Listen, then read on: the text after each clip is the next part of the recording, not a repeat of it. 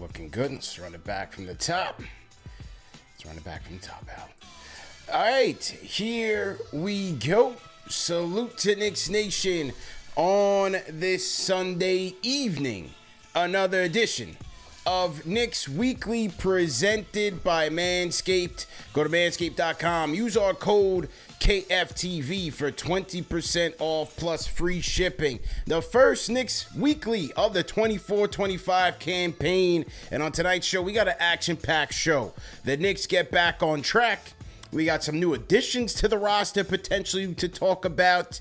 You had some weekend theatrics. We're gonna get into all of that, man. All the sound bites, plus a special guest, man. Our guy Stevie Guttman is gonna be joining us, man. You guys saw that iconic Knicks Big Three and Wu-Tang collaboration, which I thought was very well done for an old head like myself. So we're gonna show the commercial. We're gonna talk about it, and we're gonna talk to Stevie, who's a diehard Knicks fan in his own right, so get his thoughts on the state of the team. Plus, tonight is a fan mailbag show, as is always the case on Knicks Weekly. So we got a lot to do. We're going to do a giveaway. We got to catch up on giveaways, Al. Episode 106. Man. Episode 106, baby. Like, share, and subscribe. We back in here, man. Let's go. All right, Al, how we feeling, man? How we feeling? I know you were a little bit aggy earlier before we went live. You were a little bit aggy, bro.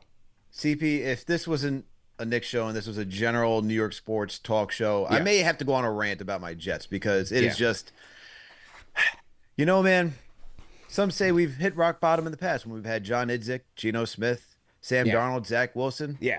On paper, this roster looked amazing. Okay. But somehow this team has dug a deeper hole than 6 feet. You got to bury this team, get rid of it. I don't want to see anybody on this roster moving forward. I am just disgusted. I hate everything. I'm like holding back how angry I can really be right now because, you know, little man sleeping. I don't want to go off the rails right now. Yeah. We got a lot of things to discuss, hit on the docket. Yeah. But the Jets are just bothering the living daylights out of me, man.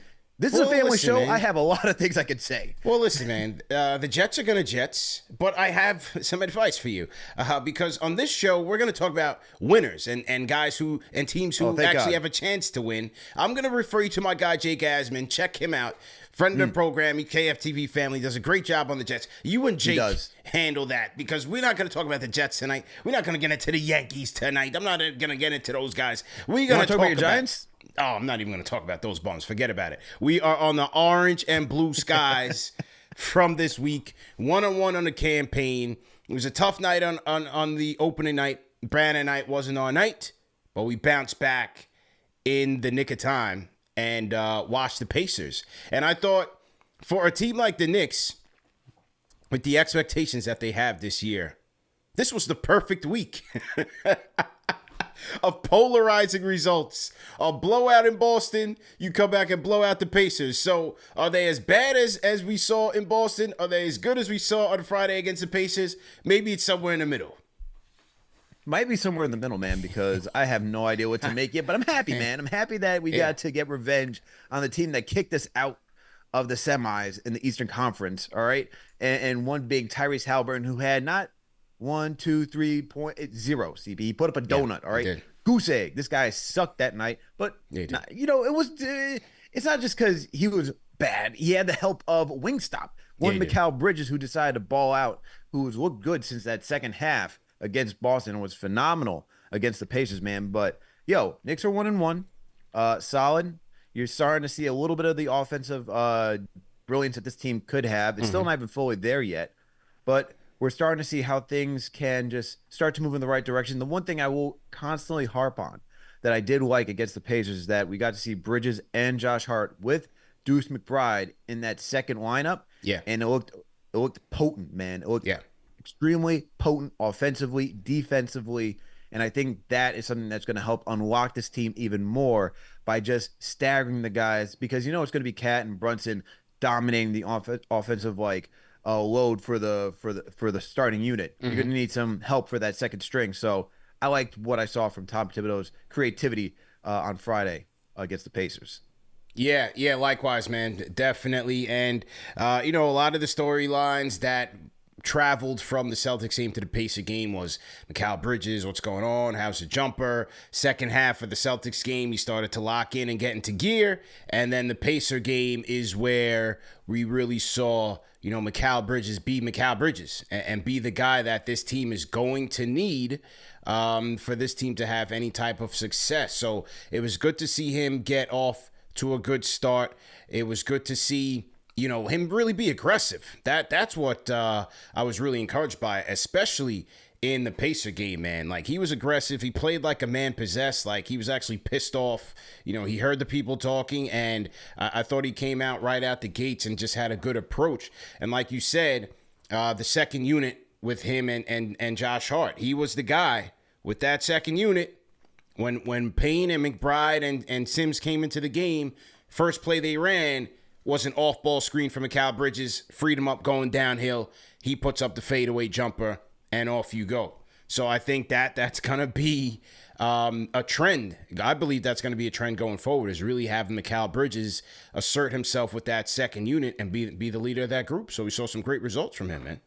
Yeah, and it shouldn't be, honestly, it's like a surprise, but it shouldn't be really a surprise for us, because when we had RJ on this team, RJ being the third string in that offensive production with Brunson and Randall, when Randall was here, you know, Tibbs gave RJ the keys to that second unit, and they're doing the same thing for Bridges, who's the third guy in that starting lineup. So it's not too much of a surprise that that's how Tibbs is going to roll with it. But what obviously is much different than what RJ was very limited in what he could do as an offensive creator. Bridges has more of a bag to his game that should help this team. And that's why when I look at this team, man, like, offensively, they should be top 5. And the way they produced against the Pacers, you know, against lowly teams. And if I'm keeping it honest, man, Pacers don't look good. The Pacers don't look good. They brought everybody back.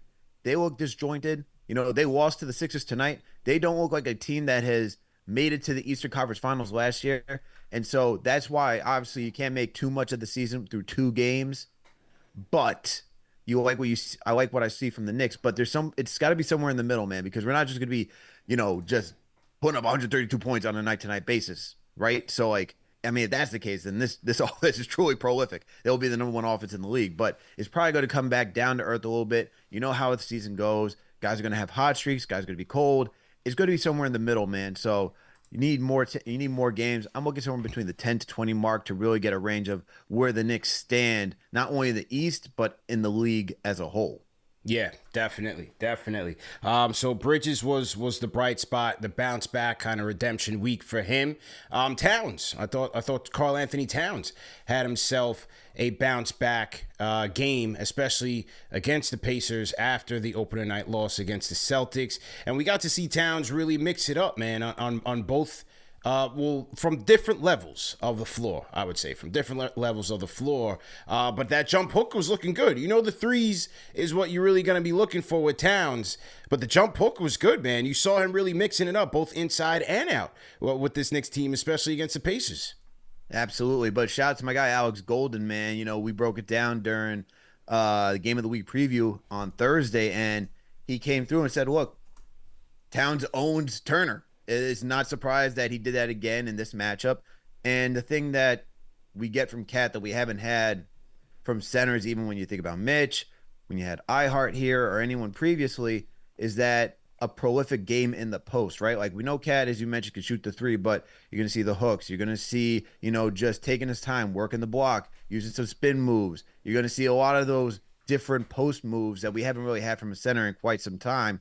Probably could go back to really say that offensively gifted as Patrick Ewing, right? Yeah. And so with that, it's really going to open up a lot of things. But the fact that he can stretch the floor and be that, you know, stretch 5 and then work the pick and roll of Brunson, once that's truly unlocked, then it's going to be a problem for a lot of teams, right? Yeah. Offensively, because you don't know if either one is going to go crashing downhill. You don't know if either one is going to stay around the perimeter and knock down a 3. And we see both of them. They both could just pick the ball up off the dribble and just knock down a 3. They could be stationary and shoot the 3 as well. There's a lot of creativity that you can use with that 2-man game right there. And that is something Tibbs really needs to utilize, right? Because I felt like we didn't see a lot against the Celtics with that 2-man game. Yeah. And we didn't really, like, we saw a good amount against the Pacers, but it really hasn't been like Yeah, not as much. utilized to its full strength yet. And so that's the biggest development. Like, what type of creativity can we get from those two guys moving forward? It'll be fun to watch.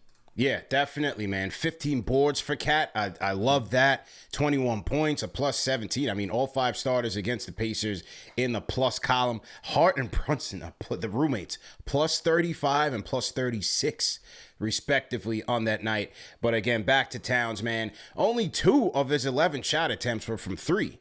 So he was mixing it up. He was banging down there, and you know, the Knicks were better off because of it, because they were able to not only space the floor with him as a 3-point threat, but then having him assert himself down low was good. And 9 of 10 from the free throw line, man.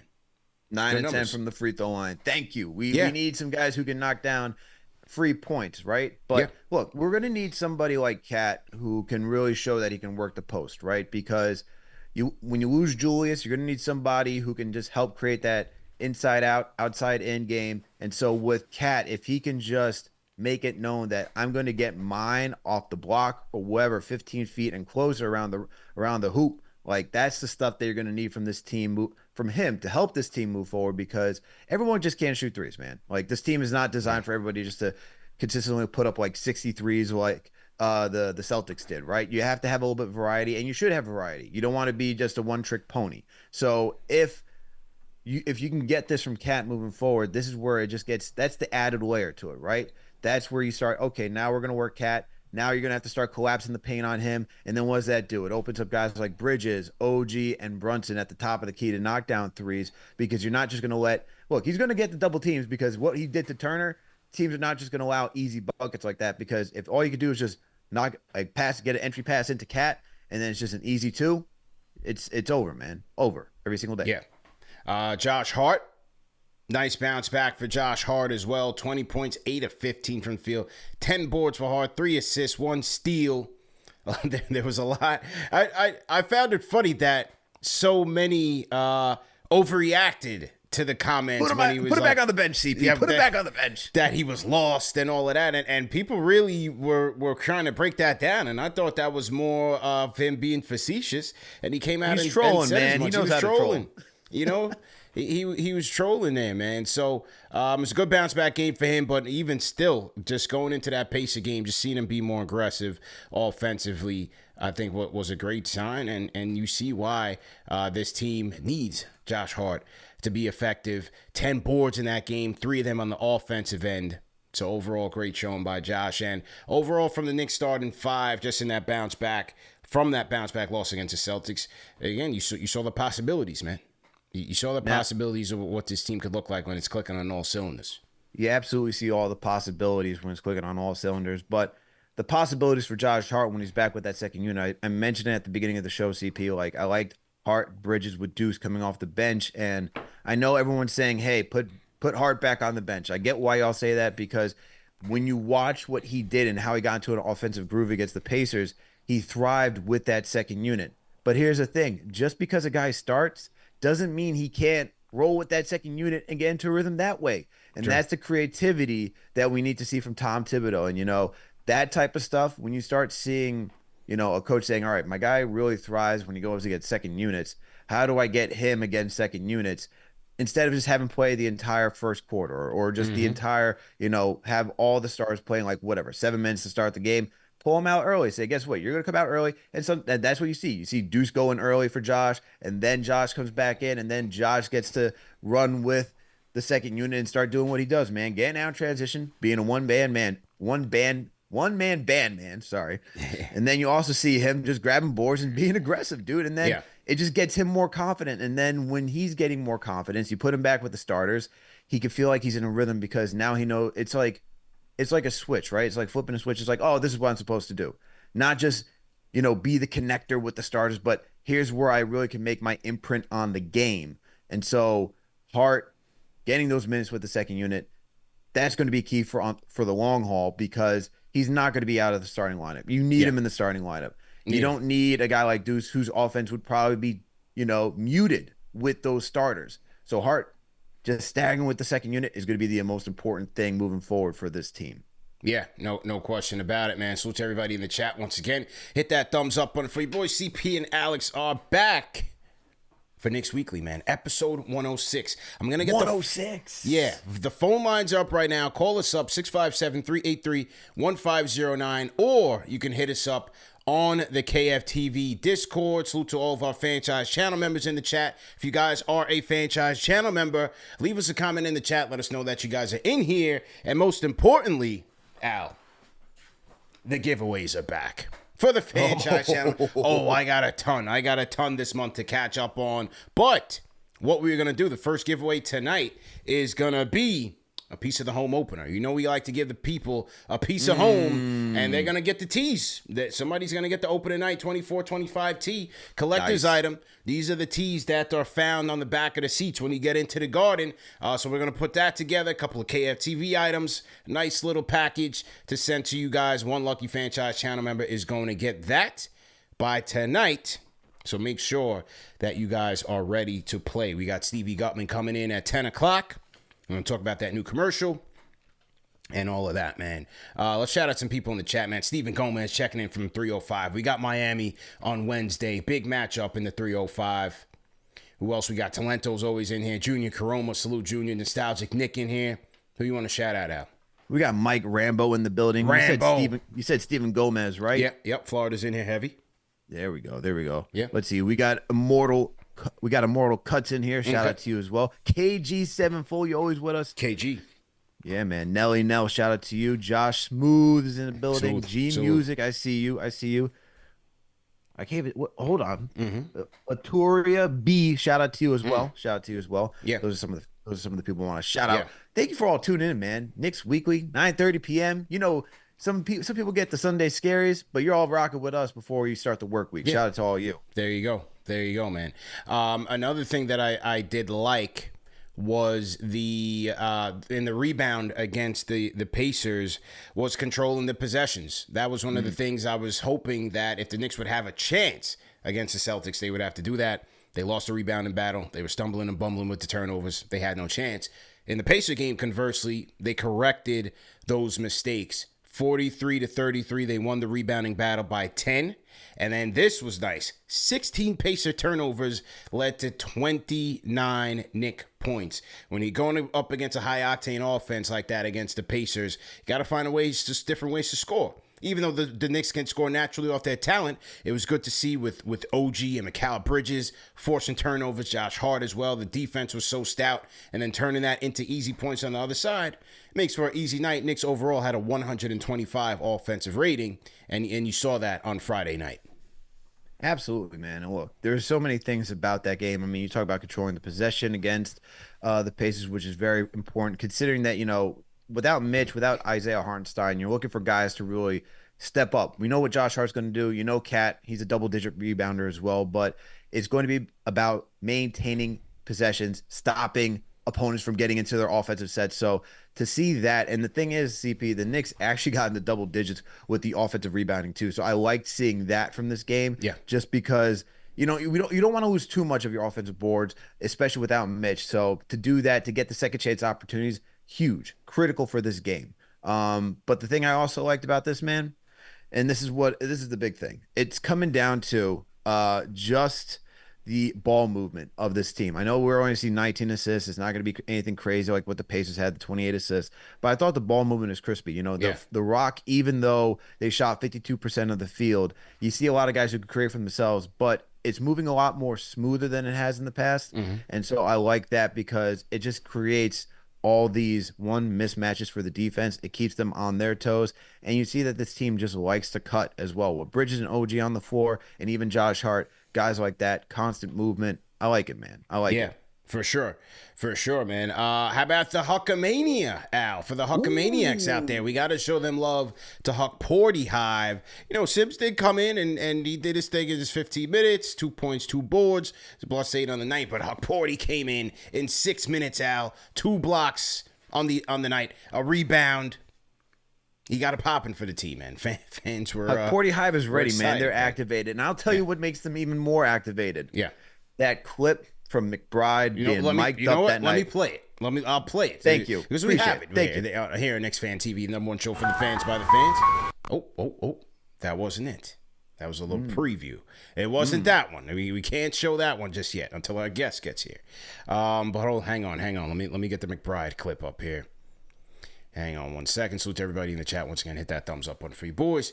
CP and Alex on the ones and twos for Knicks Weekly episode 106. All right, here's the McBride clip that we're gonna play, and this one was great for a lot of reasons, man. I'm gonna play it right now, and then we're gonna react to it on the other side. Let me just get to it here. Boom. Okay, we got it. All right. Here's McBride talking to Ariel Hukporti during the Pacer game. Here's Miles McBride. Here we go. Don't throw these minutes away. That's how I earn minutes. You know what I'm saying? That's how I earned it. And this little time, that's how he builds trust. Don't throw these minutes away. And right after that, Hukporti sends somebody stuff packing. What is that, Ben Shepherd? What was that, Ben Shepherd? But what was so interesting about that was we talked about this with Tibbs. Yep. And, you know, for the people who are looking for guys like Hukporti and Kolek to get those rotation minutes instantly, we talked about this, that Tibbs needs to trust you first before you just jump into the deep end. He's not just going to throw you in the deep end unless he can see that you can tread water. So you're going to get your spot minutes here, your spot minutes there, prove yourself, and then he'll increase your minutes, increase your responsibility as you go along. And Deuce pretty much broke that down to Hukporti. For sure. And the situation, because, you know, some may go back and look at the whole Quickly situation and say, well, how come Quick, you know, off the rip got 20 minutes a night, being a guy coming off the bench as a rookie? Like, why can't that happen for Hukporti, who, you know, some are going to say he's playing better than Sims. He should be over Sims right now. You could even say that for Kolek. Kolek should be over Campaign. Just look at how he's, you know, able to create for others. And the thing is, I would say that's different is that team with Reggie Bullock and everybody else, Elfrid Payton, there was a need for shooting. There was a need for his skill set in that rotation that you could not just have him on the bench. Yeah. For these two guys, it's not that you don't need their skill set. It's not where it pops like Quickly's at that time, right? Yeah. Quickly's three-point shooting in his range just popped, saying you got to have it out there. For Kolek and for those guys, and based on how good this team is right now, where you want the veteran, you got the top six really. You're right. You could starting 5 plus Deuce. That's the 6 you're rolling with. When Precious come back, that's 7. When you get Mitch back, that's 8. That's the 8 that you're going to trust. That's that Tibbs is going to trust moving forward. And because those positions are settled, and you're asking for Kolek and for Hukporti or anybody else on this roster, mainly those two guys, you can throw Daddy in there.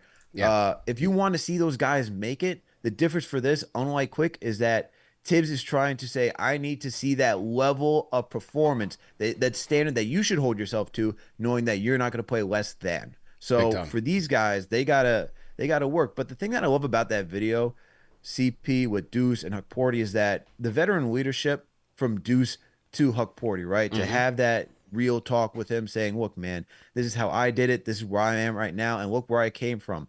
I was a guy that was barely getting minutes. I can remember during that 2020-21 season, he started against the Toronto Raptors and got the quick hook, did not play for a long time until the Knicks were out of the playoffs, right? He didn't see any burn for a long time, and he got limited minutes. Yeah. Limited. And so for him to know that is what happened to me, and to see him progress where he's now a two-way player that you could trust, that is a testament to the amount of work that Tibbs looks out that he wants to get out of you. So that way, you know, once you're in that rotation, you earned it. You're a lock. And now look at McBride. Yeah. Six man. Some are saying he's candidate for a 6 man of the year. That tells you that tells you the coaching from Tibbs to get the performance out of those guys, right? You even go back to Jimmy Butler and have those type of discussions. So that's one, what I like from McBride, just talking to Hukporti. But then two, when you think about it, like, you know, guys just don't talk like that to anybody, like as a teammate, right? Like there has to be, you know, teammates either see something in you that they believe that you could be that type of player, or two, they have that connection where they know they could trust you, right? And it all comes together. It's not even one or the other. It could all come together too, like that. And so to see McBride say that to Hukporti, gives me some like, confidence to say that he is valued in that organization and they do want to see him succeed. I mean, we heard Tibbs during preseason give him high praise, right? So there's a level of trust that they have in this guy. There's a level of belief that he will probably be some sort of valuable player for them, whether it be this season or in the future. They like what they're seeing from him, and they're looking for him to build up to maybe, have a McBride type of impact. And Deuce is playing. He's coming from experience. Look, he's a guy who went from the G League. He's up. He's back in the G League. He's killing. He's back. He's on the bench. He's situational. He understands better than anybody what it takes to get consistent rotational minutes and be a star in his role. So I thought that was a good soundbite that the NBA caught, and we played that. We put that out there on our social channels, and the Knicks fans really enjoyed it. Other news, Al. Knicks made moves over the weekend. The G League draft was held over the weekend, and with the number 1 pick in the 2024 NBA G League draft, I'm trying to sound like Adam Silver. The New York Knicks select Alonzo Trier. No, but welcome back, ISO Zoe. Did make it back. The New York Knicks selected Matt Ryan, though. The highly coveted NBA journeyman, Al. Played for the Lakers, played for the Timberwolves, recently played for the Pelicans, where he shot 45% from 3. Then, look at this move by Brock Aller, Leon Rose, and company. Look who's back. Look who's back. We thought we lost the guy to a bum shoulder. He sneaks back in through the G League draft. Landry Shamet is back with the team. Look at what these guys are doing playing chess out here, man. And these two guys could, maybe one or both, could end up cracking this rotation later on in the season when the Knicks need to get to that 14 active roster spots. For sure. And, they added shooters because they need more shooting on this team. Yeah. So they're trying. This is just the savviness of the front office, man. It's crazy to have a front office that's this savvy. I mean, Shamet, you think you lose him, they cut him. No. We're going to bring you back. We're going to monitor your progress, your rehab. And then when you're ready, we'll bring you back up for that last spot if need be. And hey, if not, then we'll bring the other guy up. And either way, you're getting a shooter. So it doesn't really matter. So I like the move that they're doing right now. It's the G League. It just keeps them in-house, keeps them running. It's a good move, man. Absolutely. Well, when you're a second apron team or you're creeping up on it, you got to get creative in terms of how you fill out the back end of your rotation. They will have a draft pick coming up. You have these 2 guys drafted. Maybe you catch lightning in a bottle. You get 2 good 3-point shooters. Maybe in a situation when you put them out there in rotations and lineups with McBride and Bridges and OG and good defenders, maybe you see some good things where they don't get overexposed and they're able to help you on the offensive end. So we're just going to have to wait and see how this plays out. But for right now, these are 2 names who you should be monitoring as the year progresses for potential rotation minutes maybe down the road. All right, so that's Matt Ryan and Landry Shamet, the newest, or maybe not so new, additions for the New York Knicks. Now, Al, before we get to our guest, we want to salute one of our sponsors of the night. And we got a new sponsor, ladies and gentlemen. Ooh. Shout out to, drumroll please, SKIMS, the official underwear partner of the NBA, the WNBA, and USA Basketball, is now a sponsor of KnicksFanTV, Al. And I got to admit to you, bro, I've been a boxer guy for like decades now. I switched over. When you were a little kid, you were rocking the briefs, you were rocking the tighty whities. Then, when you get a little bit older, then I switched to the boxer briefs. Now I switched to the boxers. You know what I'm saying? I needed a little more room. I was, getting older, getting into myself. I needed a little more room if you catch my drift. Tell me you're wearing jean Wranglers while you're at it. So, when my friends at SKIMS sent us the product, I was a little bit leery in the beginning because I wasn't a big boxer brief guy. They're always like riding up and this, that, and the third.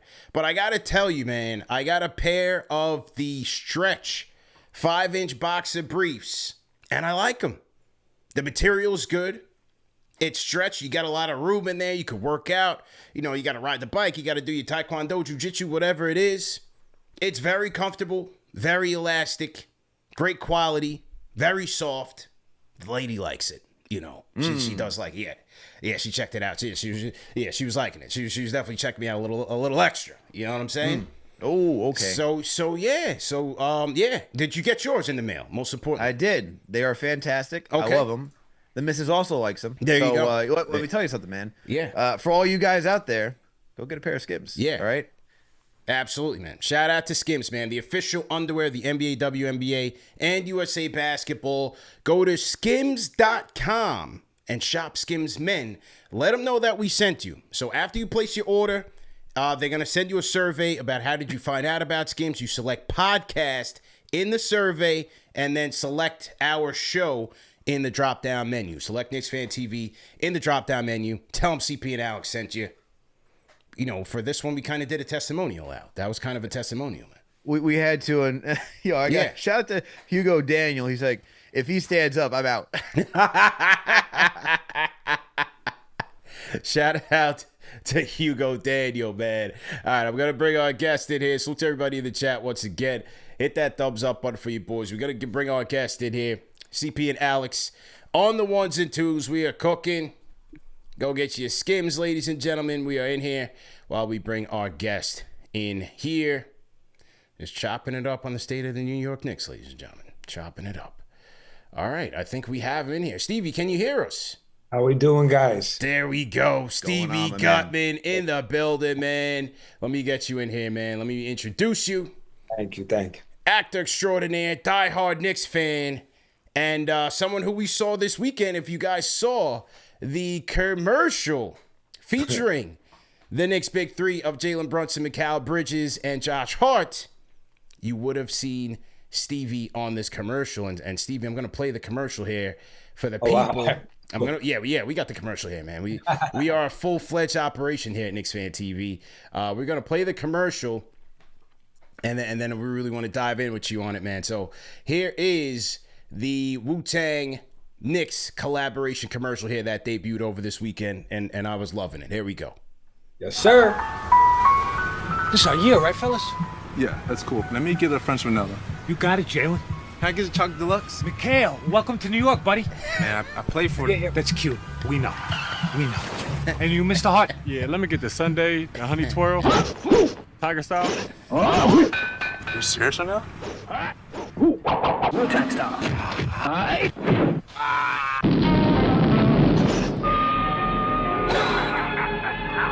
All right, there we go, man. First off, I love the line to Mikal Bridges. Welcome to New York, man. How did that commercial come about, man? How'd you get involved? Well, first, I can't take credit for that. The writer wrote that. Yeah. The director, Ben, was so nice that he let me play around a little bit and throw the toothpick, hit him with that's cute. We know, I read that. I was dying. And then I know there was some stuff that hopefully will come on director's cut, which would be some fun. Like instead of me calling Mr. Hart, I just call him Dirty Work a bunch of times. But it was a lot of fun. That's nice. That came about as an act. I've been acting for 20 years. Look, I mean, I was just talking to friends about this because, I mean, I knew this had some momentum and some legs when the Nike brand guy was like, this is going to be big. I'm like, you don't read. I'm like, and all of a sudden, like Nike homepage, I'm like, my phone's going, and the best compliment I got was someone's like, congratulations, you're the new Mars Blackman. Now, I'm not saying I'm not Spike, but I'll take any comparison to the legend for sure. But it came about working hard. You never know where life's going to take you. Never know. Hustling, grinding, knocking down years, audition after audition for 20 years. And there's one casting director named Kristen Palladino who's always liked me and supported me. She's amazing. And in 15 years that I know her, she's never casted me in anything. But she calls me. She goes, I have the most perfect thing for you. I'm like, what? She's like, let me speak with the producer before it wound up. The producer knew some of the stuff I'd done. And really liked me also. So they submitted me to Nike. And she's like, oh, yeah, you're going to star in the new Nike Knicks Wu-Tang commercial. I'm like, excuse me? It's like one of those moments. You're like, what? And then I saw the script. I was like, all right, let's go. Could have some fun with this. But the truth is, like I really, the lesson from it all, because I like to live my life thinking I can go forward, is that you never know. Sometimes you think that you're kind of staying here, but you don't know what meeting or what audition or whatever you're doing in your life is taking you towards the next step. So you're always putting in the work, and the universe is always universing. It's just up to you to recognize it. So that's kind of what I learned from all this. Yeah. But it's a little bit the story behind it. Yeah, well said, man. Now with these three Knicks, how many takes was this commercial, man? Did they ace it? Did they ace it the first time around, or were there a couple of bloopers? They're a little better at basketball than acting, but no, they were smooth. And again, Ben, the director, was so cool. He's like, loosen them up. I'm like, done, no problem. So I started kind of messing with them and just throwing stuff at them. You know, some of them I wouldn't even repeat, but it was just funny to kind of test the waters and loosen them up for their reactions. And from the first joke that like I dropped, and Jay was like, "Oh, you got jokes?" He's like, "I got jokes." I'm like, "No." I'm like, "Listen." I'm like, "I have to be funny. You're an athlete, you know." Like, "Oh, I got jokes." And it was just like that kind of momentum, you know. I look at Josh, like I said, I was like, "Dirty one, oh my God, you have the best hairline in basketball." Jeez, like stuff like that going back. And they were really like the takeaway from it. I was so, besides meeting, you know, obviously, look, I'm a Knicks fan, and like seeing the like my face lit up, I'm like, yeah, you know. But what was most impressive to see three young men that are professional, they're humble, they're kind. It's not like they're walking, they're talking and talking, not walking. These are the three guys they really are. And I was so blown away because I was thinking, even like I said, I like to be introspective. If I was in my late to mid 20s, that rich and that famous, would I be that calm, cool? Probably not. And most of us would probably not. So when we give a hard time to all these athletes, I was like, wait a second, maybe, you know, there was the other thing I thought about. I was like, you know what? I'm like, they are really in a unique position. And we should respect that sometimes for what it is. And just more reason to root for this team and how wonderful they are. Yeah, you know? yeah. And I thought overall, I thought is just a great collab and idea between Nike and the Knicks. And so, you know, surprisingly tapping into the older demographic. When you see so many of these brands and everybody's catering to Gen Z and Gen Alpha, they want to get with the TikToks and the Rick Rocks and all of that. You know, we going back to our roots, to our era with the Wu collaboration, man. I appreciated that. Well, it's interesting. I mean, not to go too much on a tangent, but Sure. I'm the creative director for a nightclub called Hearsay, and I DJ with a legend named Hex Hector every Monday. And Hex produced for Madonna. He did J-Lo remixes. I mean, he's a Grammy winner. Another one. I'm sitting up there on the decks. I'm like, wait, I'm with you. You know, it's like, but you know, we were talking about this, and these kids, I think, for so many years having this and something that doesn't feel authentic. Everything's always a show and post. If you look what's making a comeback in culture, vinyl records are huge. Okay. These kids are making magazines again. Magazine stores are trying to pop up in the city. Like I live in Soho. The magazine shop by me is packed all the time. They want something tangible that you can touch. And especially, I mean, look, I don't want to sound like the grumpy old man and be like 90s hip hop was, you know, but like I think that they want, if not musically that, they want the feel of that authenticity that I think they're lacking today. That makes sense. True. Yeah, that definitely makes sense. Go ahead, Al. Nah, that sounds very accurate. I was, you know, what's funny enough, before this conversation, I was just on IG and I have Tyler, the creator, pop up how he says most artists today, it's just like copy and paste, copy and paste, copy and paste. They all have the same sound. They use the same verbiage, but you go back to like the 1990s, early 2000s, like all these different artists, whether it be Jay, whether it be T.I., you can go down the entire list. You can go through Wu-Tang, you can go listen to De La Soul. They all had a different slang, a different persona, right? And I think that's something that people gravitate towards because it's just different rather than what you're getting today. I feel everyone's using auto-tune. Everyone's got the same type of look. So I totally agree with you, Stevie, that 100% like they want something along those lines that feels authentic. Feel it. Absolutely. I remember being a kid. It's like back to your point, you'll never confuse like Tribe and Public Enemy. You know, it's like, and you can like both and get something different from both. And in just today's genre, it seems very, very, very. So I feel like these kids are having a mini revolution. They're coming back. That's good. Nice to see. For sure, man. And once again, we're talking to longtime actor, diehard Knicks fan, Stevie Guttman, right here on Knicks Weekly, episode 106. Stevie, man, what's your Knicks fan origin story? All of our new guests, we always like to ask them that. What was your Knicks fan origin story, man? Wow. I want to say, I'm trying to think of my first memory and what. My first game memory was a playoff game that my friend's father had season tickets way in the nosebleeds, and it was like a great hear. And I remember I used to bang on. It was so loud you couldn't hear anything, like the old Knicks Indiana playoff game. And it was great. I used to bang as a kid, great, and they'd announce everybody. But really, I fell in love with the Knicks when I started to read about Starks. And the story gives me goosebumps. It's like, here's a guy bagging groceries in Oklahoma. Right. Oklahoma bagging groceries. And now he's this, he probably, I don't know, to me, he's the number one player in Knicks history. But I mean, that's me. But like, you know, here he is, the toast of the town in New York City. And I mean, the second fiddle to Patrick Ewing. Like, to me, that was the beginning of the love of the team. And like, and I remember, I mean, I used to sit there and we'd mimic them and chest bump when they would chest bump, and we watched the games, and it was a team to root for. And there was such a pride. And I don't know, like I said, it's easy to play Monday morning quarterback of hindsight. I know we've had a really interesting couple of decades, I guess. Sure. But like, for the first time, I think we really have something to root for again. And it's not only just about the wins. Like, it's going back to what we're talking about, who these kids fundamentally are. They're easy to root for. And it's like, wow, we may have the best culture in the NBA. We may have the best glue of a team in the NBA. Yeah. And, it's something special. So I got to ask you then, Stevie, you mentioned John Starks. Like, who would you say are your top, like, 3, top 5 favorite Knicks of, like, all time watching it over the years? All right. Starks got to be number 1. You got to give it a Ewing number 2. I'm giving Mace number 3. Okay, I like that. Yep. Right. We'll stick to my guys. Like, I loved Latrell when he was a Knick. Mm-hmm. That was great. Yeah. I'm trying to think who's number 5. Let me go at number 5. Oh, I just because I idolized him as a kid too, and I liked him from high school, I got to give it to Marbury, number 5. Starbury. I got the Lincoln jersey in the house. Somebody actually stopped me the other day and she was like, "You're wearing a Marbury Lincoln jersey?" I'm like, yeah. That's our guy, man. Steph is a friend of the program. He's KFTV fan. He might be watching tonight, man. So we'll definitely send him a shout out. Wow. Okay. So you went Starks, Ewing, Mace, Starbury. And Spree. Yeah. Nice. That's a good list right there, Al.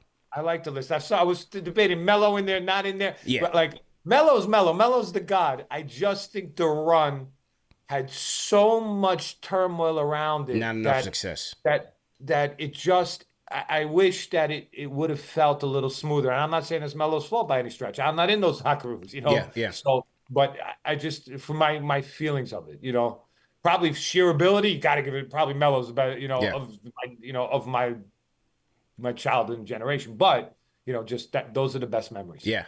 I was joking with Al before you jumped on, and when we talked about this week with the Knicks, when you compare it to the expectations for the team this year, I thought this was the perfect week. They got washed in Boston on banner night. It's a 5-alarm blaze. What's going on with this team? Then they come back and watch the Pacers in a revenge game. Where were your reactions and emotions this week?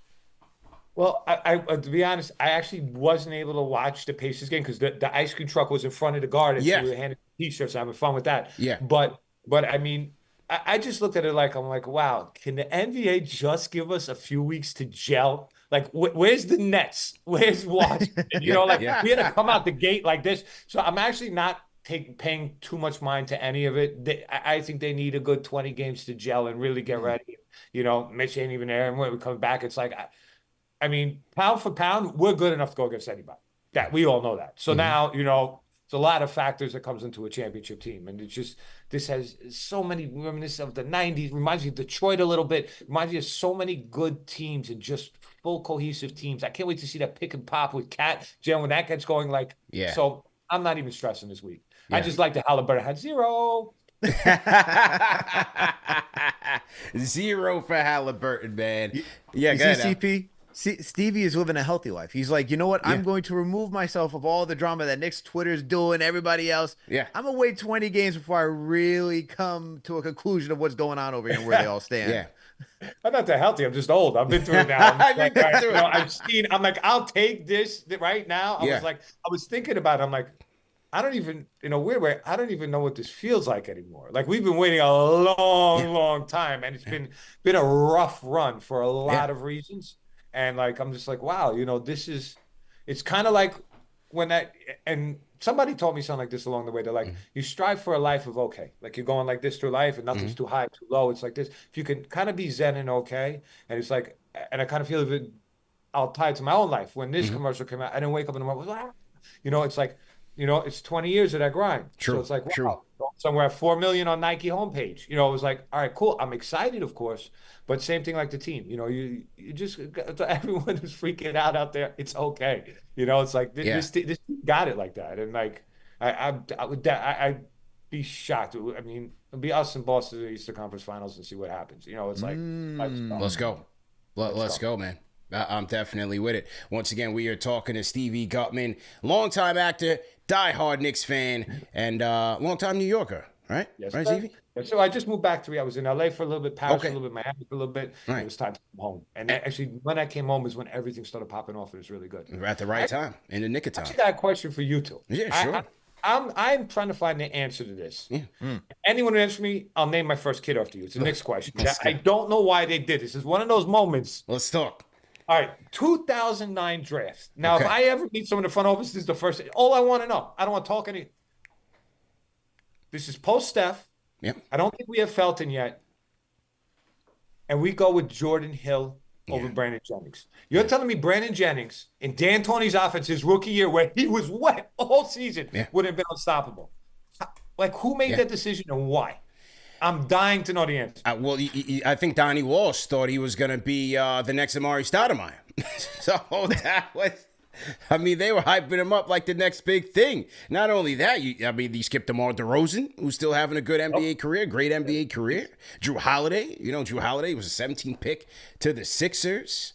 There were some notable names there, man. Oh, yeah. I just think about it. I was like, D'Antoni's offense. I'm like, Jennings running the point. And I'm just thinking about his rookie year, how nice he was. I was like, that would have been that. I think that would have been it. Yeah. And like his career trajectory would have changed from that too, I think. For sure. Like, that's the one moment, though, I've saved the password that just drives me the most nuts. I'm like, why that instead of that when that's right there, Who go ahead, Al. Go ahead. The thing is, like, because when we got like Walt Perrin and all those guys joining during those times for the reporting, it seemed like there was not really like a true scouting department either. So it just kind of seemed like everyone was just throwing a dart at the wall, like, we like this guy, let's go with this guy. So I don't really, there's no rhyme or reason to why anyone selected anybody, to be quite honest, Stevie. It's amazing. Imagine really the draft rooms like that. There's like a blindfold on top. Hold on.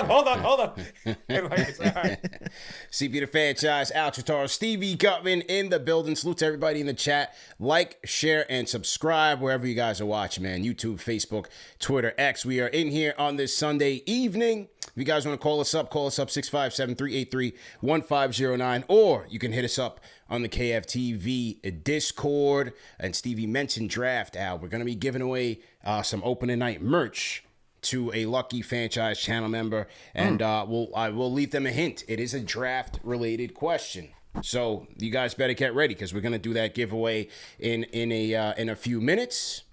Oh, we got a $50 super chat from our guy EJ. Shout out to my guy, man, out there in San Fran. Bossing it up. He says, finally got to catch a live show. He says, by the way, Revy needs to be a sponsor. LOL. Shout out to our sponsor at SKIMS, Al. He said, shout out to everyone at KFTV. Let's have a great year. So shout out to my guy Eugene, on the grind, but always tapping into the #1 show for the fans, by the fans. Stevie, as we get you indoctrinated here to the KFTV fam, this is your night, man. This is your night. We welcome you here to the program. This is a program most notable for having hives. And sometimes when you have a hive, it's for a good player. Like, a good hive was like a Julius Randle hive, where all the fans would come out and, they're defending him to the core. But then you would have, like, a Frank Ntilikina hive. I'm about to say, all the hives were not for good players. Not all of them. Not all of them. So we want to get... Hive? Were you a Kevin Knox hive? Knox Were you a hive. Kevin It was Knox a Knox guy? hive way. Oh, yes. Like one preseason, one game. So the question is, which hive did you belong to? Of a player who was like, you had high hopes for, but he never really panned out. He was kind of like bumming it up. Who was your guy? I thought Ntilikina was going to be the man. There we go. There we go. Where we got him. I'm like, he can defend. I bought into all that hype. I was like, Ntilikina, Frankie Nicotine is the man. I'm like, no. God. Yeah, I fell for that one pretty bad. We got him to confess, Al. There we go. Definitely He's fell for that officially KFTV fan, Frank Ntilikina. He's part of the Frank hive, bro. Yikes. Brutal. I saw that jumper and I was like, I don't like it. Yeah. Yeah, that was Phil, man. To the question of the Knox hive, CP and shout out to our guy CK 2K. Yeah. Corner Boy Kev was their nickname for him. Yeah. Shout out to Kev. He didn't make it with the Warriors, man. He got cut. So I don't know. I think Kev might be home. Might be Europe time for Kev, man. I was part of the Alonzo. Well, I'm still a part of the Alonzo Trier Hive. So hey, that's me. And he's back. Who drafted him in the G League draft just recently? Just give me that second. Let me pull it up. Who drafted Alonzo Trier? That probably should have been our. We're in a good spot right now where I don't have to watch the G League as I was when I first started writing. Was it the Hornets? The Rio Grande Vipers. So whose G League team is that? Rio Grande Vipers. Is that Utah Jazz? Rio Grande Vipers, or is that a complete Rockets? They're the affiliate of the Houston Rockets. There you go. Affiliate of the Houston Rockets, man. You know. So there you go. Welcome back, ISO Zone, man. Well, welcome back to the guy.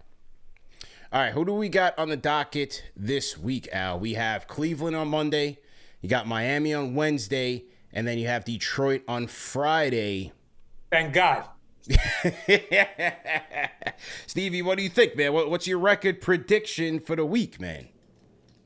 Cleveland, we got him. Okay. Got him. Like you can see, Cleveland, we got him. Yeah. So thinking about it's like, all right, so, and it's the beauty of this team. Like, all right, pick your poison. Who's guarding Mitchell? So Hart, great. I mean, if he's not too banged up. Mikal, OG, like it's like boom, boom, boom. You can't like he's going. You know, it's a lot of defense. Maybe we don't got Matt because it's been such a tough couple of games that maybe we tired by Miami, and I would imagine we're gonna beat Detroit. All that Zen. Am I allowed to curse on you?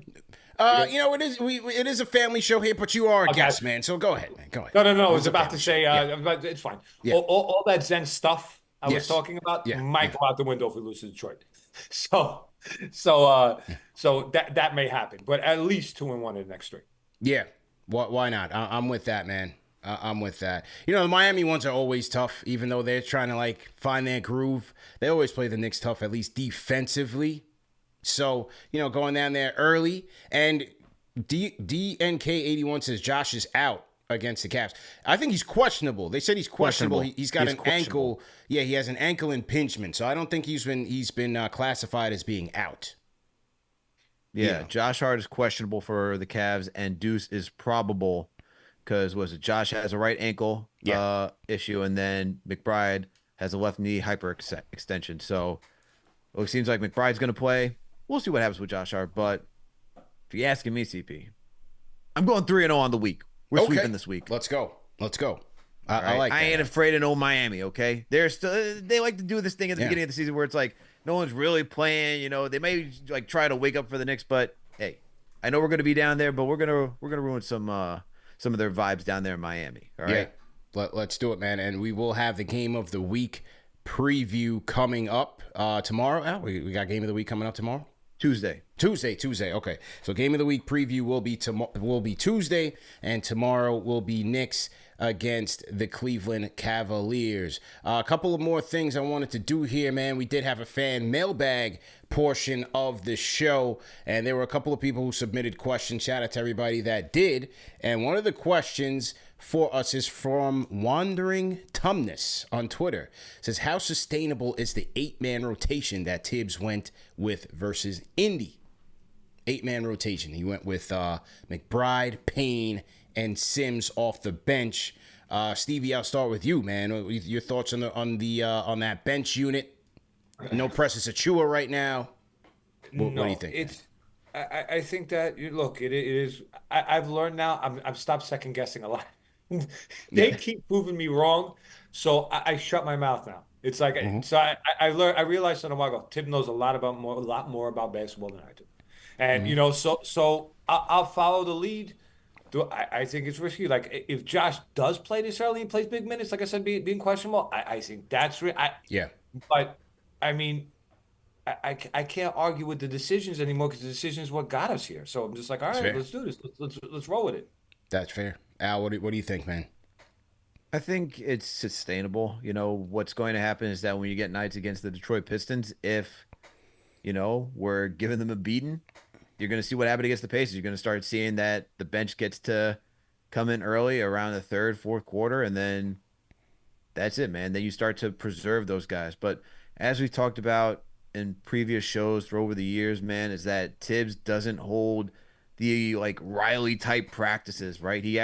We've heard from John Krasinski, who covers the Timberwolves, he mentioned that Tibbs doesn't run practices like that. So I'm not really too worried about it.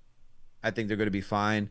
I think offensively, if this team could do what they did against the Pacers to like the Pistons and any other team coming up, this team's going to get enough rest in between for the front 8. You know what I mean? So yeah, they should be fine. Yeah, yeah. Listen, I'm actually fascinated to I always want like what Tibbs' house looks like. Is it like papers just everywhere? like if you came in with like camera, you just see some dude like this scribbling plays, like talking to himself. Like, it gotta be some weird stuff like that. Gotta be, man. I think they're just gonna try to tread as much water as they can until Precious Achiuwa comes back. Once he comes back, he will be, to me, probably the backup 5 for most games. Unless you're going up against like a Brook Lopez or Jokic or something like that. But I think once Precious comes back, he'll be the backup 5. Payne and McBride will be your guards. So the nights where it could hit 9 could be on a night where, if, let's say, Towns gets into some foul trouble, you got to go with Precious. You got to go with Sims. Maybe Sims is that 9th-ish type of guy. Or maybe it's, when Shamet comes back, do they get him in there if they need some shooting on a night? But I think for most nights, it's going to be around 8, maybe 9 on a good night.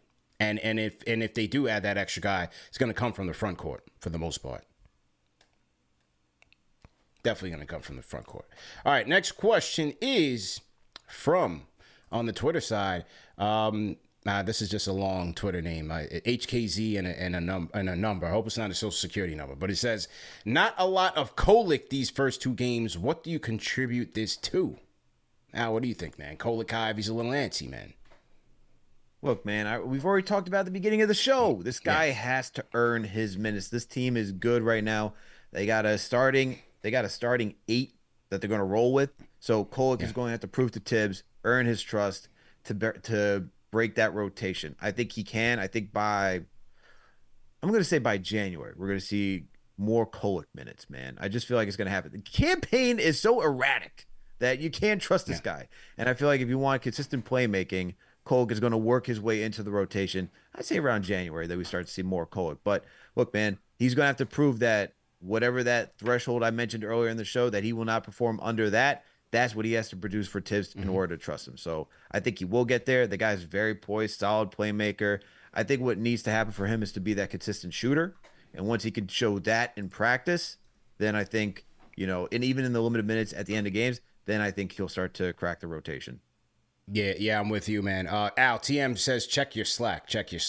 I am. I'm checking the Slack. Stevie, have you gotten a chance to see Tyler Kolek, whether, Summer League, preseason, and any impressions of the young point guard?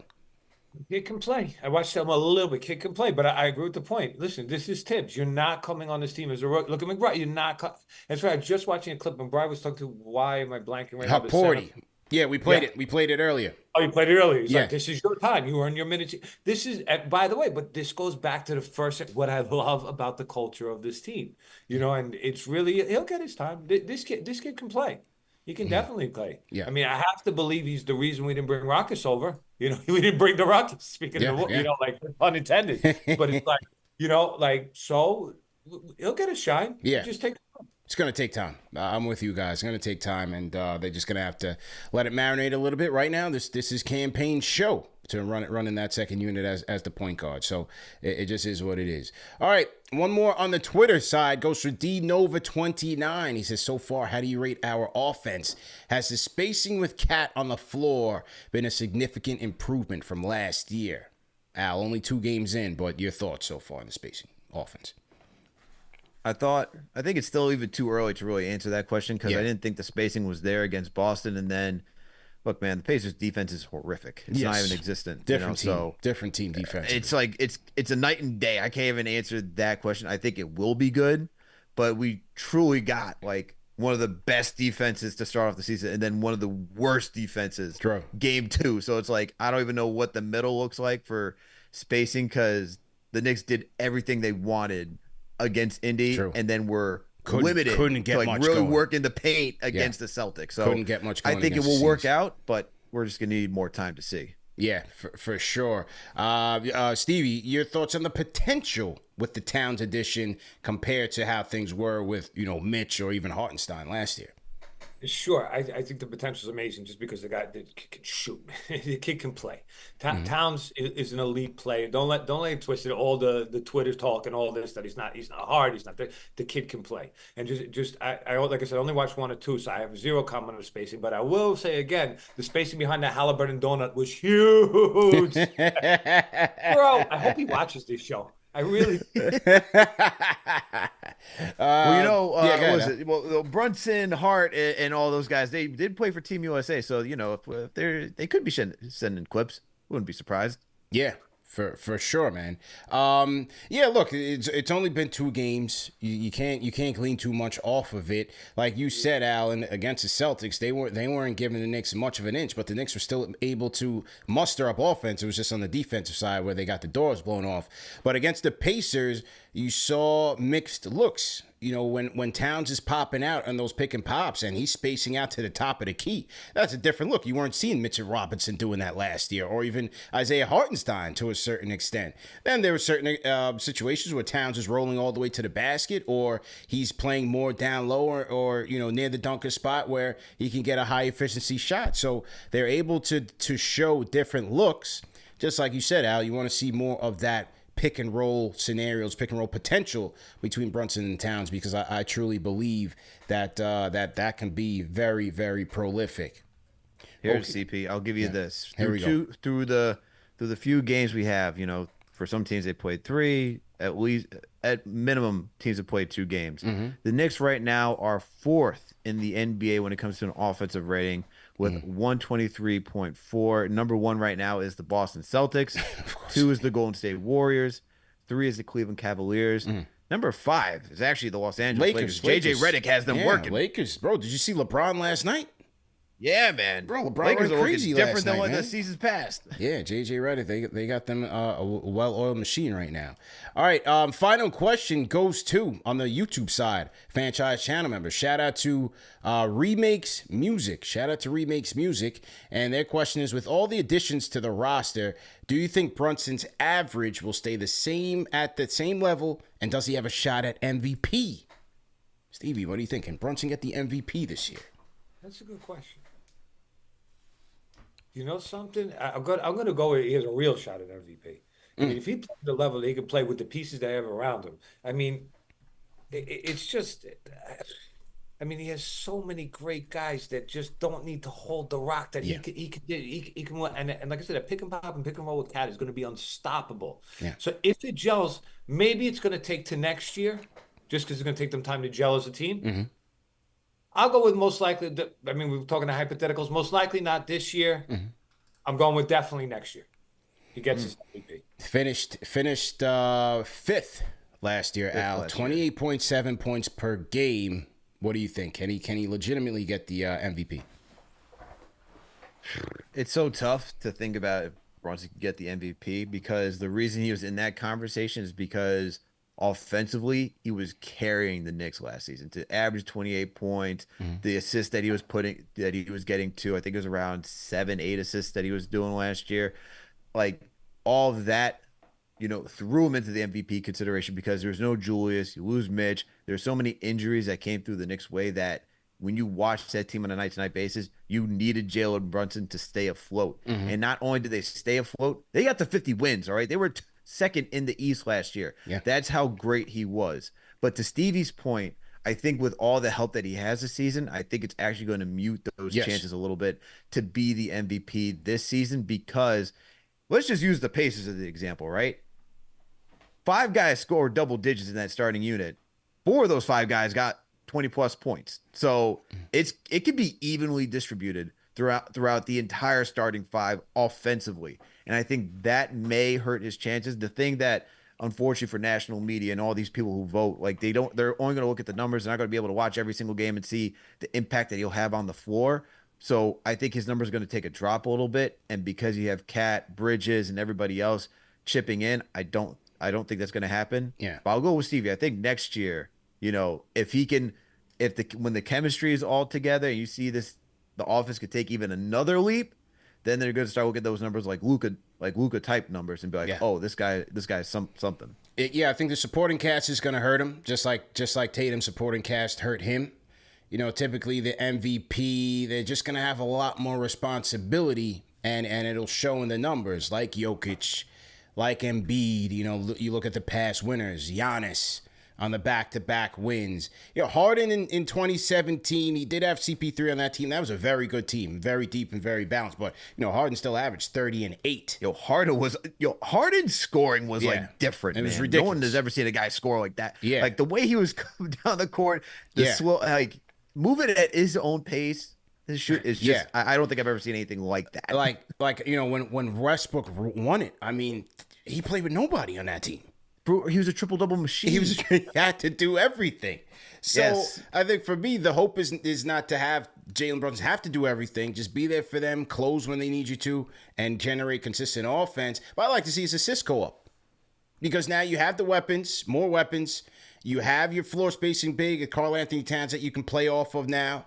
I'd like to see his assist number go up. Last year, it was at... What was his assist number at last year? Let's take a look. 6.7. Let's get it up to 8. Let's get it up to 8 this year. I think that's fair for Jalen Brunson. Get it up to 8, especially with the players that he now has. Pace of game he had 5, so a couple more there. But shout out to Captain Clutch Jalen Brunson, man. We one of the things, you know, Stevie, like he talked about, Steph was one of your favorites. Hadn't had a talented point guard since Steph. You know. To but if we would have drafted Brandon Jennings for the D'Antoni's. I swear, it would have been the most so exciting. I remember talk about it. I remember I watched the Elite 24 game. Yeah, he was just doing stuff with the ball that was different. He was different, man. That guy. He was different in his prime. All right, so let's get to our giveaway. TM, if you're in the chat, let's filter the chat and just get our Fanchise channel members in here, because only the Fanchise channel members can qualify for our monthly giveaways. And this month, October's almost done. We got a ton of stuff to give away. So we're going to start with, like I said, this opening night t-shirt. We're going to put it together in a compilation, in a package with some KFTV merch as well. So for you people at home that may have missed it, man, opening night was nice. I was in the Garden. Knicks versus Pacers, great night. How was Clinton Hall, CP? Clinton Hall, well, we had a good week, man. Slate was rocking. Stevie, you missed a good one, man. You got to pull up to the KFTV watch parties, man. It's an experience, man. I definitely will. Let me know when. Yeah, Ben pulled up. We had the pregame and postgame show produced by Bleacher Report. That was a good time. You know, the game wasn't good, but the watch party's always good. Clinton Hall was good, you know, and until we showed up there after the Knicks win to see the Yankees, Nestor Cortez throw a meatball down the middle to Freddie Freeman. And, you know, that was all she wrote. So that wasn't so pleasant, but it was good to come in after a Knicks victory. Clinton Hall was a good time. Definitely a good time. All right, here we go. So the chat is filtered. The Fanchise channel members are ready to play. And here we go. Here we go. Hope you guys are ready, because the question is coming in. It's coming in hot, man. You know, we talked about these new additions to the New York Knicks. Karl Anthony Towns being one of them. And Stevie mentioned the NBA draft. Well, Karl Anthony Towns was selected in the 2015 NBA draft with the number 1 pick, obviously, to the Minnesota Timberwolves. But his now teammate Cameron Payne, Allen Stevie, was also drafted in that draft. I want a Fanchise channel member to name me the team who drafted Cam Payne. Throw the answers in the chat. You're going to get the opening night gift pack, the opening night t-shirt that they leave on the seats, as well as some more merch courtesy of KFTV, man. Name the team that drafted Cameron Payne in the 2015 NBA draft. Here we go. Let's see. Waiting on the responses here. And then Alan, Stevie, I'll go to you. Okay. We're seeing some answers coming in. TM, if you can confirm who got it right first, please let us know. Let us know in the YouTube chat or in the Slack. Stevie, do you have an answer, sir? I cannot remember. Was it him or some of the other point got drafted third in that draft? I just can't remember where he went. Well, yeah, D'Angelo Russell was the first point guard off the board. He went second to the Lakers. He went second to the Lakers. Yeah. Moutier, the tank commander, went seventh. Oh, I have to run. I was a Moutier fan too for that dude. Yes, you were part of the Moutier Hive. Welcome to KnicksFanTV, man. I thought Moutier was another. He's one of us, Al. He's one of us, man. Shout out to Moutier. I loved Moutier. Ricky Leday, I loved. On the low, I was like, this is the sneak pick of the draft. Yeah. Like, I was all in America. You talking about Ricky Leday? Yeah. Wait. Was it Leday or Ledo? Oh, Ricky Leday was the Yankees. Ricky Leday was the Yankees outfielder. No, wasn't it? Yeah. It's Ricky Leday. Remember, he was like a reclamation project. Yes, he was. I think that was. Yes, Ricky Leday. Ricky Leday. He was in the mix for a little bit. I thought Hazonia was going to be the next coming. Like they were all. I fell for a lot of them. Yes, not going to lie. A lot of them. All right, so congratulations to DL212. Congratulations to DL212. He is the winner tonight, Al. Congratulations, man. Shout out to DL212, man. Congratulations. Make sure you reach out to us, kftvmedia@gmail.com, with your address and proof of your YouTube channel. Shout out to everybody who played. And just to give you a hint, there's going to be more giveaways coming up, maybe as soon as tomorrow. So you're going to want to tap in to the number one show for the fans by the fans. But once again, shout out to DL212. Go ahead, Al. CP didn't even say what the answer was. And the answer was... Oh, OKC. I'm bugging. Yeah, OKC. I was just reading in the chat. The answer is OKC. Campaign got drafted by the Thunder. There we go. Man, so Stevie, he's Ricky Leday Hive. He is Moutier Hive. He is Nilakina Hive. He's a diehard, man. He passed the test tonight, Al. I was convinced. I mean, there's a few. How about were you a Torrey Murray fan? Do you remember Torrey Murray? Yeah, but no, I didn't go crazy over Okay. That was my guy. That was just me. I was wilding. Okay, that was me. How about Ron Baker, the shot maker? Yeah. How about the shot maker? We had Ron Baker, we had Cleanthony Early, and the one guy who was the star of the three was Fred VanVleet. we Talk about striking out. Talk about striking out. That's how it goes, man. Not an exact science. Stevie, any projects, anything else you working on, man? What do you want the people to know, man? I mean, if anybody likes great house music, every Monday, I'm also the creative director of a nightclub called Hearsay, which is a tech support nightclub. Me and Hex Hector do every Monday. That's a fun one.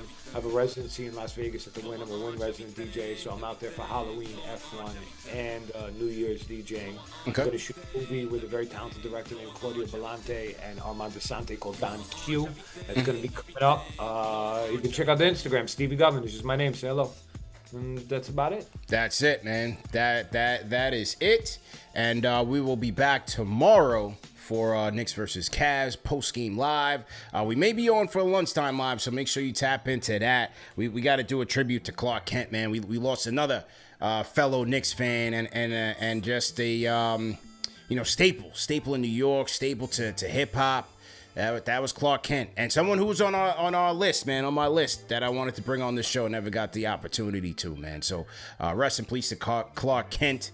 And we certainly shout out all those who are mourning his passing, because that was a big loss, man. We lost a lot of big people this year, and Clark Kent is unfortunately another to that list, man. Stevie, thanks for joining us, man. Thank you, guys. It was really a pleasure. Thank you, Ben Lyons, by the way, for a great man. And gents, hopefully I'll see you soon. I'll definitely come to the party. I want one of those hats, by the way. Those hats are tough. I got you, man. I got you. Yeah, right, we got to send it to you, man. You're officially family, man. So thanks again for the time, man. Have a great week. Guys, have a great night. Thank you. All right, man.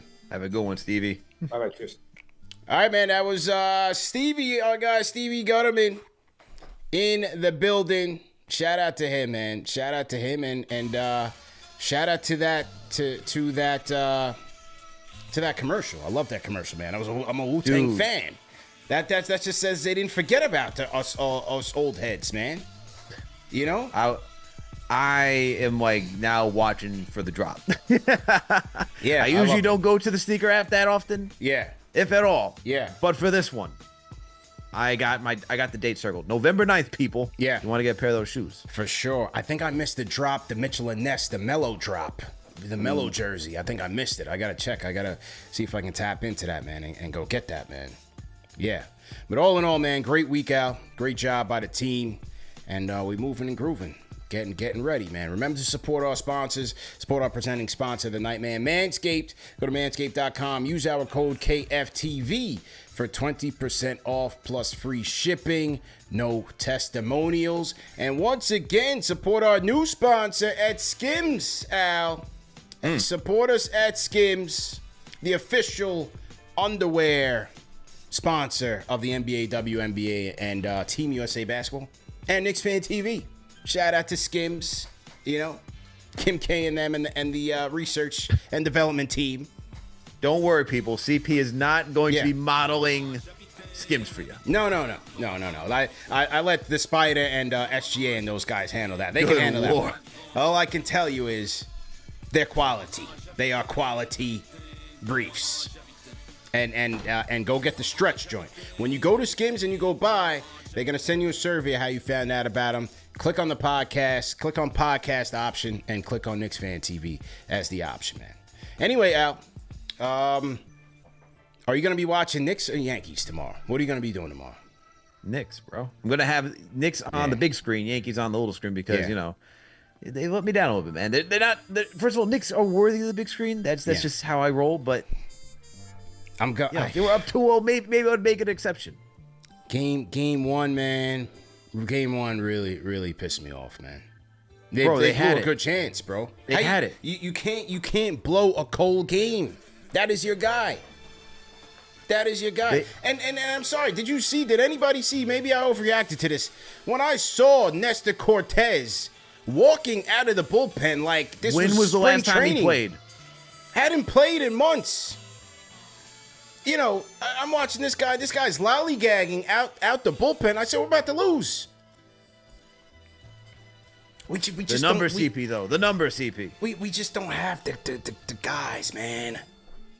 The guys. How do you feel about Aaron Jimmy Boone? Keys, the David Combs, the Mussinas. We don't have those guys, man, outside of Cole. They're just not built for it. You know, we wasted Tanaka's years. Are we about to do the same for Cole? Oh, Masa, that was my guy too, man. Tim Hill, TM. My guy Tim Hill was right there. Or don't take Weaver out. They get too cute with the managing by the numbers and the analytics and this, that. When do we just play baseball? CP, I need to know. What are you doing with Aaron Boone? Judge or Boone? Boone. I mean, Judge is good award, man. I don't know, man. I don't know, man. I don't like the over managing, and I just think that they're a good team. I just don't see a great team. And you blow game one like that, and the Dodgers offense came alive a little bit yesterday. Like you can't do that, man. They're a strong team. They're a great momentum. Team. Yeah, so look, baseball is one of those games where anything can happen and series can change. Obviously, as Yankees fans, we saw that, and you saw that. But hey, we'll see what happens, man, on Monday. See if they can muster up some life. First pitch, grand slam, meatball. The guy came walking out. The guy came walking out of the bullpen like it was spring training in Tampa. This is game one of the World Series, man. New York versus LA. If I can give you this, CP, I'll leave you with this. Back in 1996, you remember how that World Series started against the Braves? Yeah. They got smoked. They lost the first two games. They got smoked. That's right. They got smoked. They got smoked. But they had gamers, man. They had heart. But they came back, CP. They had heart, man. You know, this guy, Diane Alamonte, says Mussina never won a championship. He's laughing. I never said he did, but he had it up here. He's a gamer. You can't say that. You can't say when you put the ball in Mussina's hands that he wasn't going to deliver for his team. Go 7-8 innings. Yeah, you saw the clip when Mussina, when Torrey was ready to take him out. He said, "Joe, get back into the dugout." These guys aren't built like that. We need another Andy Pettit. That's what we need. Yeah, I'm talking about mindset. Anyway, man, remember to support our sponsors. Remember that the show's available in audio podcast format. And yeah, we'll see you guys tomorrow, man. It's all about the New York Knicks. Tune in tomorrow for CP if you feel this way about his Giants. Don't worry, he'll be back. Please, that of all the games going on tomorrow, just let me know the score. JD will let me know anyway. JD will let me know on Tuesday. So I'll just wait for JD's DM on Tuesday about what happened, and I'll be perfectly fine. I will not be tapping. CP, I know you got multiple screens in your living room. So which screen is the Giants game going on? Nothing. No screen. No screen, man. I'm good. No screen time. No, not even talking to your son. Nah. No screen time. For the Giants. You know what? I'm a diehard still, man. It'll be somewhere on my phone or something. I'll be tapping in on another TV. Look, man, I can't help it's myself. all in our blood to do this. Yeah. I told you. We spoke this morning. I was like, look, man, I'm gonna hate watch this game, and that's what I did. I hate watch this game. Yeah. We had to lose to the Patriots. I had to watch this team Yeah, lose yeah. to the lowly. Yeah. Drake May. What are we doing out here? It's looking like bum time for the New York Jets, man. It's looking like bum time.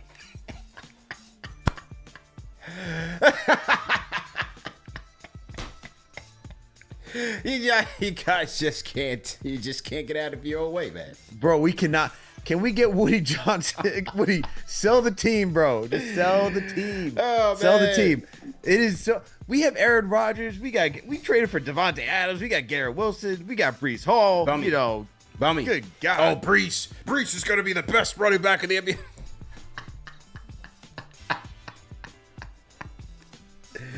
Sorry, Jets fans. He's not the next Curtis Martin. Cut it off. Cut it out. Knock it off. All right, Al. I'm done, man. Hey, at least your Giants suck too. It's all good. Yeah, we're on the same. I'm in good company at this point. Look at us. Look at us, as they say, man. Yeah. All right, man. Great show. Congrats again, DL212, on winning the prize pack. Al, have a great week. TM, have a great week. All the mods, all the producers. Great show, man. Shout out once again to Stevie Guttman. Appreciate Stevie for joining us, and we'll tap in next time.